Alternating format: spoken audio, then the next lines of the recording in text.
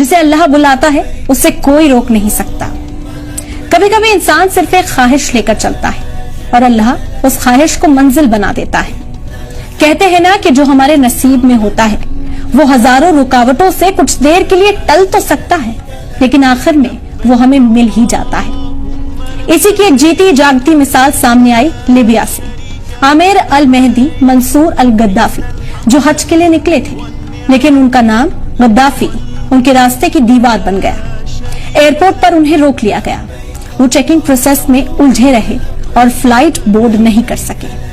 وہ سیکیورٹی سے گہار لگاتے رہے کہ انہیں جانے دیا جائے لیکن ان کی کسی نے نہ سنی اور پلین ان کے بغیر ہی چلا گیا۔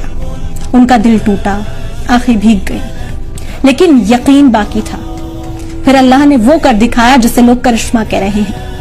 وہی پلین تکنیکی خرابی کے چلتے واپس لوٹ آیا لیکن اس بار بھی بہت گزارش کرنے کے بعد بھی پائلٹ نے انہیں پلین میں چڑھنے کی اجازت نہیں دی۔ پلین پھر ان کے بغیر اڑا اور دوسری بار بھی اسی تکنیکی خرابی کے چلتے پھر اس پلین کو لوٹنا پڑا۔ تو جب دوسری بار خرابی ہوئی تو کیپٹن نے ہی کہہ دیا کہ میں اب تب تک اڑان نہیں بھروں گا جب تک عامر ہمارے ساتھ نہ ہو۔ یہی ہوتا ہے نصیب، جب اللہ کچھ لکھ دیتا ہے تو پوری کائنات اسے پورا کرنے میں لگ جاتی ہے۔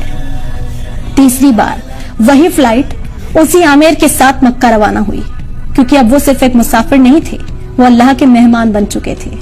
عامر نے بس اتنا کہا، اگر حج میرے مقدر میں لکھا ہے تو کوئی طاقت مجھے روک نہیں سکتی۔